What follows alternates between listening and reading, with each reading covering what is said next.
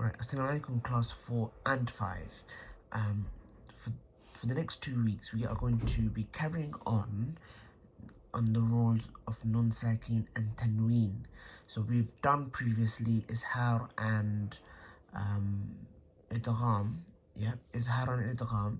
So if you haven't done that already, please go back to the previous week's learning and recap the rules and its letters. You have to know the rules and its letters.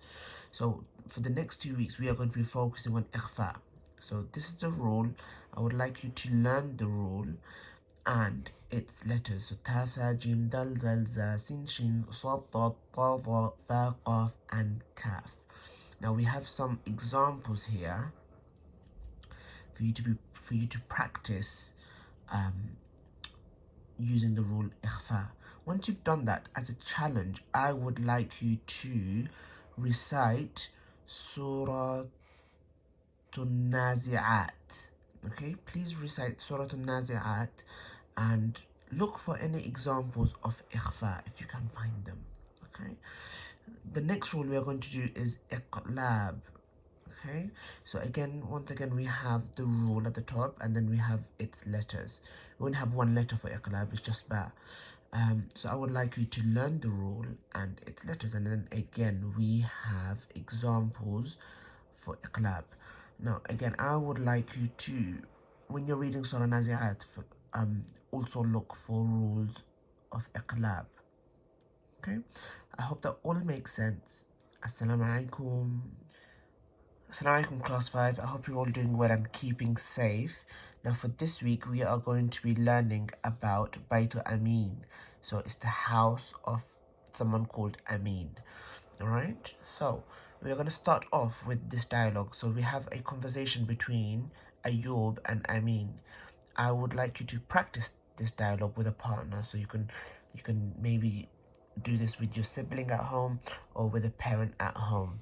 So if one of you takes the role of being Ayub, let the other person be Amin, and you would read out like a script or a play, and you'd carry out this conversation. And then I would like you to translate the dialogue into English. So for each sentence or question, you will have a space here to translate it into English. So yeah, if we move on to the next task, we have some pictures here. I would like you to write the vocabulary for each of these pictures in Arabic.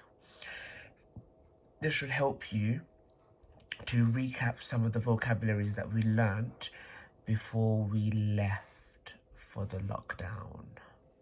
And for the last task, I would like you to translate these sentences into Arabic. So I live in East London with my family.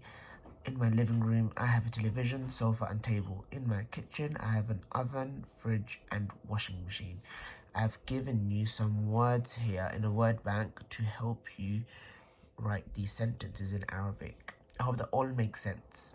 Assalamu alaikum. So from now on, we are going to be going over revision stuff that you have previously already done. This week, we are going to be going over Tawheed. The learning objective is to understand what Tawheed means and how our surrounding and all living things witness the oneness of the Creator. So for task 1, I want you to read the following and write down 5 points in your books on how Tawheed can affect a believer. So I want you to specifically look at the bullet points but read all of it. An example is, it produces in the believer a high degree of self-respect, confidence and commitment. So for task 2, I want you to watch this video here and make notes in your book. And task 3, I want you to match the definitions to the right Tawheed.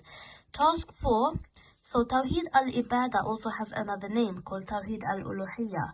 Look at the image below, this one, and answer the 2 questions that are here. What is the definition of Tawheed al-Uluhiyya and what is an example of Tawheed al-Uluhiyya? And for task 5, I just want you to make a fact file on the different types of Tawheed, including how Tawheed can affect and influence how a believer should act.